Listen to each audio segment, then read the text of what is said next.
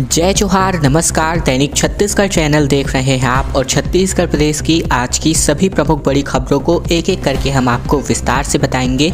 इससे पहले अगर आप छत्तीसगढ़ प्रदेश के हैं, छत्तीसगढ़ समाचार ठीक इसी प्रकार रोजाना देखना चाहते हैं तो नीचे लाल कलर का सब्सक्राइब बटन दिया है, जिसे दबाकर इस चैनल को आपको सब्सक्राइब करना है।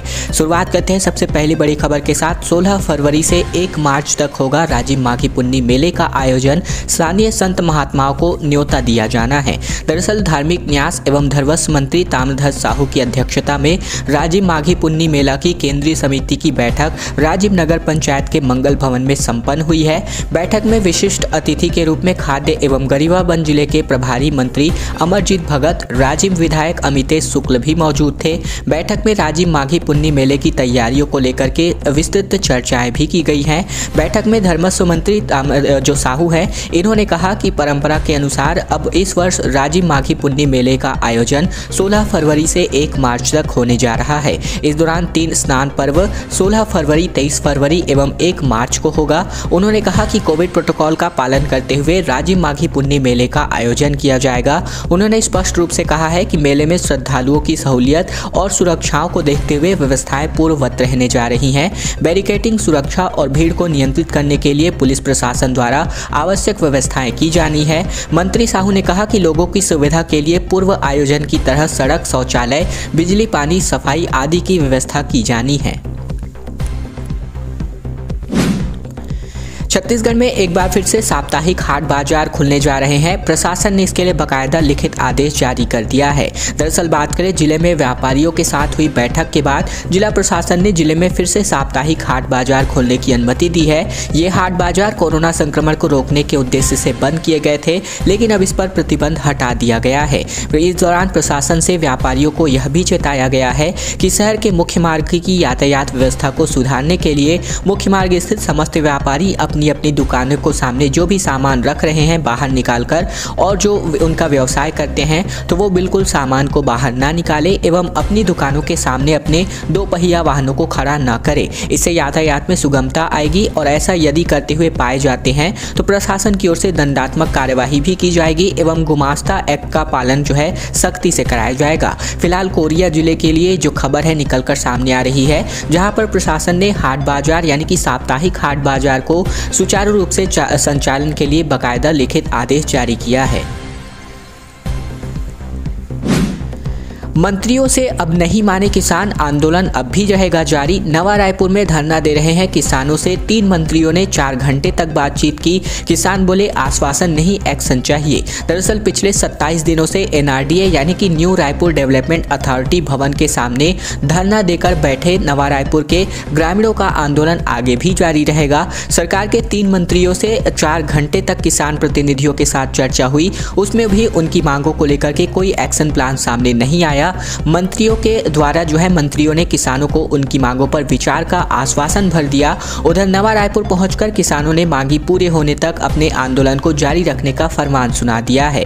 कई सालों से लंबित अपनी 9 मांगों को लेकर के नवा रायपुर क्षेत्र के 27 गांवों के किसान आंदोलन कर रहे हैं। आंदोलन के जोर पकड़ने के बाद क्षेत्रीय विधायक और नगरीय प्रशासन मंत्री डॉक्टर शिव कुमार डहरिया ने जो है बात करने का प्रस्ताव दिया था, लेकिन उनके तरीके से ग्रामीण भड़क गए। अभी हाल ही में किसानों की मांगों पर विचार के लिए मुख्यमंत्री भूपेश बघेल ने मंत्रिमंडलीय उप समिति का गठन किया और इसमें कृषि मंत्री रविंद्र चौबे, वन, आवास एवं परिवहन मंत्री मोहम्मद अकबर के साथ साथ नगरीय प्रशासन मंत्री डॉक्टर शिव कुमार डहरिया को भी शामिल किया गया। और इस समिति ने शनिवार को 12:30 बजे बैठक के लिए किसानों को आमंत्रित किया था और इस बैठक में 3 मंत्रियों के साथ अभनपुर के विधायक धनेन्द्र साहू और विभागीय अफसर भी मौजूद रहे। राहुल गांधी का रायपुर आना अब लगभग तय हो गया है। 3 फरवरी को नवा रायपुर में सेवाग्राम का भूमि पूजन करेंगे। अमर जवान ज्योति की नींव भी रखने जा रहे हैं। इसके साथ साथ उसी दिन लगभग राजीव गांधी ग्रामीण भूमिहीन कृषि मजदूर न्याय योजना की पहली किस्त हो सकती है जारी। दरअसल बात करें कांग्रेस के पूर्व राष्ट्रीय अध्यक्ष राहुल गांधी 3 फरवरी को रायपुर आ रहे हैं। वे नवा रायपुर स्थित राज्योत्सव स्थल से महात्मा गांधी के वर्धा आश्रम की तर्ज पर विकसित हो रहे सेवाग्राम का भूमि पूजन करेंगे। उसके बाद साइंस कॉलेज मैदान में वे सरकार की महत्वाकांक्षी राजीव गांधी ग्रामीण भूमिहीन कृषि मजदूर न्याय योजना की पहली किस्त भी जारी करने वाले हैं। यानी कि जो राजीव गांधी कृषि जो भूमिहीन मजदूर न्याय योजना है, इसकी पहली किस्त इसी दिन जारी होगी। राज्य सरकार की ओर से कुछ दिन पहले राहुल गांधी को कार्यक्रम का आधिकारिक आमंत्रण भेजा गया था। अधिकारियों ने बताया है कि राहुल गांधी ने आमंत्रण को स्वीकार कर लिया है और उनके कार्यालय से इसका संदेश मिल चुका है। अब अधिकारी जोर शोर से कार्यक्रम की तैयारियों में जुट गए हैं। राजीव गांधी ग्रामीण भूमिहीन कृषि मजदूर न्याय योजना की पहली किस्त 26 जनवरी को जारी करने की तैयारी थी, लेकिन इस बीच मुख्यमंत्री भूपेश बघेल के बेटे चैतन्य की शादी हुई और मुख्यमंत्री भूपेश बघेल पिछली बार दिल्ली गए तो उन्होंने राहुल गांधी और प्रियंका गांधी से मुलाकात कर विवाह समारोह में आमंत्रित किया था। बताया जा रहा है कि उसी दौरान राजीव गांधी भूमिहीन कृषि मजदूर न्याय योजना की भी चर्चा हुई और उस समय मुख्यमंत्री ने राहुल गांधी से इस योजना की शुरुआत करने का आग्रह किया था। राहुल ने इस पर सैद्धांतिक सहमति दे दी थी। चैतन्य की शादी 6 फरवरी को है और ऐसे में अभी से यह साफ नहीं है कि उसमें राहुल गांधी आएंगे या नहीं। और अब चलिए छत्तीसगढ़ में बीते 24 घंटे के दौरान संक्रमण के ताज़ा आंकड़ों की बात करें तो बीते 24 घंटे में 15 कोरोना मरीजों की मौत की पुष्टि हुई है। वहीं 3783 नए संक्रमित मरीजों की पुष्टि हुई है। दरअसल बात करें छत्तीसगढ़ में बीते 24 घंटे में 4776 मरीज स्वस्थ हुए हैं, तो वहीं दूसरी ओर 15 मरीजों की उपचार के दौरान मौत हो गई है। ज़्यादातर जो मौतें हैं वो जो कोरोना वैक्सीन नहीं लगवाए हैं इन्हीं की ज़्यादा बताई जा रही है। बता दें कि प्रदेश भर में 25,115 लोगों की जांच की गई है, जिसमें विभिन्न आंकड़े जिलेवार आप इस वक्त अभी देख रहे हैं। फरवरी में खुल सकते हैं कॉलेज और परीक्षाएं हो सकती हैं ऑनलाइन। दरअसल बात करें राजधानी में नाइट कर्फ्यू हटने के बाद कॉलेज खुल सकते हैं। प्राचार्यों को तैयारियों के लिए संकेत दे दिए गए हैं। दरअसल कोरोना की तीसरी लहर में संक्रमण की रफ्तार में थोड़ी कमी आने के साथ ही कॉलेजों को अगले महीने खोलने की तैयारियां भी शुरू हो गई हैं। कॉलेज के प्राचार्यों को इसके संकेत देकर के तैयारी करने को कहा गया है। हालांकि 5 फरवरी से आयोजित होने वाली सेमेस्टर परीक्षाएं ऑनलाइन ही होने जा रही हैं। छात्र घर से पेपर लिख करके कॉलेजों में अपने आंसर शीट जमा करेंगे। संक्रमण की स्थिति को देख करके कॉलेजों को अगर शर्तों के साथ खोल भी दिया जाता है तब भी परीक्षा के सिस्टम में कोई बदलाव नहीं किया जाएगा, यानी कि परीक्षाएं ऑनलाइन तरीके से ही की जाएंगी। स्वास्थ्य विभाग के विशेषज्ञ जनवरी में ही तीसरी लहर का पीक मान रहे हैं। कोरोना का संक्रमण जिस तरह से धीरे धीरे कम हो रहा है उससे अगले महीने से संक्रमण कम होने के आसार भी बढ़ गए हैं। हालांकि अभी तक किसी भी कॉलेज को कक्षाएं शुरू करने के संबंध में विधिवत आदेश नहीं दिया गया है, लेकिन संकेत दे दिए गए हैं कि फरवरी में संक्रमण और पॉजिटिविटी रेट की अगर स्थिति की समीक्षा के बाद कॉलेजों को खोलने का फैसला किया जा सकता है और जो भी प्राचार्य हैं इनको तैयारी रखने के निर्देश दिए गए हैं। छत्तीसगढ़ में कोल्ड डेज चल रहे हैं और इसी बीच प्रदेश के उत्तरी हिस्से में जो इस वक्त आप अभी वीडियो देख रहे हैं वो प्रदेश के उत्तरी हिस्से का है, जहां पर तापमान गिरकर 3 से 5 डिग्री सेल्सियस पर जा पहुंचा है। छत्तीसगढ़ में लगातार कोल्ड डे की स्थिति बनी हुई है। वहीं कई जिलों में तापमान सामान्य से 7 डिग्री तक नीचे पहुंच गया है। छत्तीसगढ़ के कोरिया जिले के बैकुंठपुर की बात करें तो यहाँ पर न्यूनतम तापमान 5 डिग्री सेल्सियस जा पहुंचा है। इसी तरह तापमान गिरने से वहाँ के स्थानीय लोगों को काफी ठंड का सामना करना पड़ रहा है। प्रदेश में मौसम साफ है, धूप भी खिली हुई है। इसके बावजूद दिन में भी ठंड का कहर बरस रहा है। इस ठंड को देखते हुए मौसम विभाग के मुताबिक सरगुजा, बिलासपुर और दुर्ग संभाग में शीतलहर चलने की संभावनाएं जताई जा रही हैं। जसपुर में जिले में बीती रात कड़ाके की ठंड पड़ी और साथ ही जिले का न्यूनतम तापमान 3 डिग्री सेल्सियस तक पहुंच गया। पठारी क्षेत्रों की बात करें तो सफेद बर्फ की चादर जमी हुई देखने को मिली। इस वक्त आप अभी जो वीडियो देख रहे हैं वो प्रदेश के पठारी क्षेत्र का ही है। साथ ही नन्हेसर, सन्ना और पंडरापाठ में खेत खलिहानों में बर्फ की चादर जमी हुई है। महंगाई भत्ता बढ़ाने को लेकर के कर्मचारी आंदोलन के रास्ते दिख रहे हैं। ब्लॉक से लेकर के मंत्रालय तक के कर्मचारियों ने काली पट्टी बांध करके अपना विरोध प्रदर्शन किया। 31% महंगाई भत्ता चाहते हैं। दरअसल छत्तीसगढ़ के कर्मचारी संगठनों ने 2 मुद्दों पर आंदोलन छेड़ दिया है।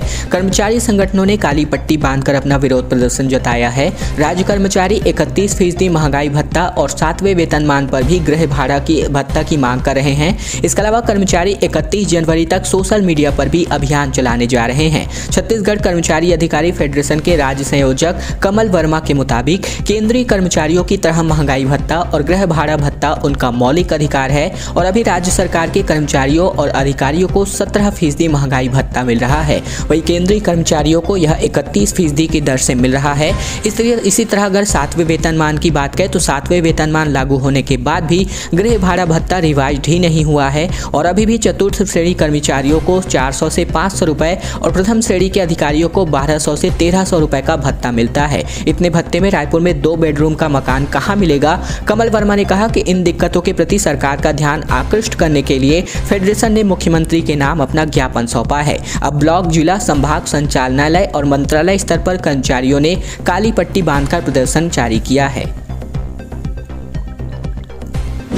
छत्तीसगढ़ के मिलेट उत्पादकों को एक बड़ी राहत मिली है। अब 15 फरवरी तक कोदो, कुटकी और रागी की खरीदी करेगी सरकार। पहले 31 जनवरी तक ही खरीदी करने का लक्ष्य रखा गया था। छत्तीसगढ़ में समर्थन मूल्य यानी कि मिनिमम सपोर्ट प्राइस पर यानी कि MSP पर कोदो, कुटकी और रागी फसलों की सरकारी खरीदी 15 फरवरी तक होगी। इन फसलों की खरीदी के लिए 31 जनवरी तक की समय सीमा तय हुई थी। प्रदेश में बेमौसम बरसात होने की वजह से मिंजाई में हुई देरी की वजह से अब किसानों के लिए तय समय सीमा के भीतर फसल बेचना लगभग असंभव हो गया था और ऐसे में छत्तीसगढ़ में वन क्षेत्रों के किसान परंपरागत रूप से कोदो, कुटकी और रागी जैसे मोटे अनाज का उत्पादन करते हैं और इसी को बढ़ावा देने के लिए राज्य सरकार ने इनको समर्थन मूल्य पर खरीदने का फैसला किया था। इसके तहत सरकार 3000 रुपए प्रति क्विंटल की दर से कोदो, कुटकी और रागी की खरीदी करने जा रही है। कोदो, कुटकी के समर्थन मूल्य की बात करें तो 3377 रुपए प्रति क्विंटल की दर से रागी की खरीदी सरकार कर रही है।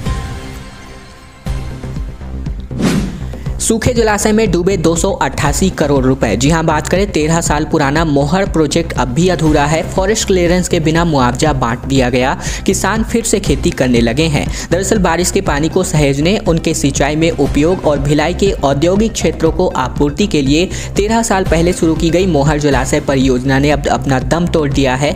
बालोद और राजनांदगांव जिले के तकरीबन 8 गाँव को शामिल करके बनाए जाने वाले इस जलाशय में 288 करोड़ रुपए से भी ज्यादा की राशि अब तक खर्च हो चुकी है। कुदाली, दर्री, मोहर, मरसकोला, मंगचुआ, उच्चे टोला, बंजारीडीह, बूटाकसा और सिलरगढ़ जैसे गांवों के जंगल के बीच तकरीबन 410 हेक्टेयर में बना जलाशय जल संसाधन विभाग के अधिकारियों और जिम्मेदारों के घोटालों की कहानी कह रहा है। हमारी टीम ने जब इन गांवों की तरफ पहुंच की तो ग्रामीणों से बातचीत की तो एक ही बात समझ में आई कि पूरा प्रोजेक्ट सिर्फ कमीशन और घोटाले के लिए तैयार किया गया। तीर धनुष और कुल्हाड़ी को लेकर के सिलगेर कैंप तक पहुंचे ग्रामीण। कैंप हटाने की है मांग। बोले मारे गए ग्रामीणों को सरकार दे 1-1 करोड़ रुपए का मुआवजा। दरअसल छत्तीसगढ़ के बीजापुर सुकमा जिले की सरहद पर स्थित सिलगेर में स्थापित किए गए पुलिस कैंप के विरोध में ग्रामीण एक बार फिर से लामबंद हुए हैं और इनका प्रदर्शन बीते कई महीनों से जारी है, जिसके बारे में हम आपको लगातार कवरेज भी दे रहे हैं। सैकड़ों ग्रामीण लगातार अपनी मांगों को लेकर के तीर धनुष और कुल्हाड़ी जैसे पारंपरिक हथियार को लेकर पुलिस कैंप के विरोध को लेकर के जमकर नारेबाजी भी कर रहे हैं। सैकड़ों ग्रामीणों ने कैंप के सामने हटने और लौटने की समझाइश देने के लिए कैंप के जवानों को भी कड़ी मशक्कत करनी पड़ी है। हालांकि कुछ देर बाद ग्रामीण अपने डेरा लेकर लौट गए। ग्रामीणों ने कहा कि जब तक पुलिस कैंप नहीं हटाया जाएगा वे आंदोलन में डटे रहेंगे। गांव में सड़क निर्माण का काम भी चल रहा है और उसे बंद किया जाए। ग्रामीणों की मांग है कि सिलगेर में पुलिस की गोलियों से मारे गए ग्रामीणों के परिजनों को 1-1 करोड़ रुपए का मुआवजा और घायलों को 50-50 लाख रुपए का मुआवजा सरकार दे। दोस्तों, आज की खबरों का सिलसिला बस यहीं तक का था। वीडियो अगर आपको पसंद आए तो इस वीडियो के नीचे लाइक बटन है, जिसे दबाकर इस वीडियो को आपको बहुत ही छोटा सा लाइक करना है। नीचे लाल कलर का सब्सक्राइब बटन भी दिया है, जिसे दबाकर इस चैनल को आपको सब्सक्राइब करना है, ताकि प्रतिदिन की महत्वपूर्ण खबरें, छत्तीसगढ़ समाचार बिना किसी रुकावट रोजाना हम आप तक पहुंचा सके। तो चैनल को सब्सक्राइब करने का बहुत ही छोटा सा काम आप लोगों को जरूर से कर लेना है।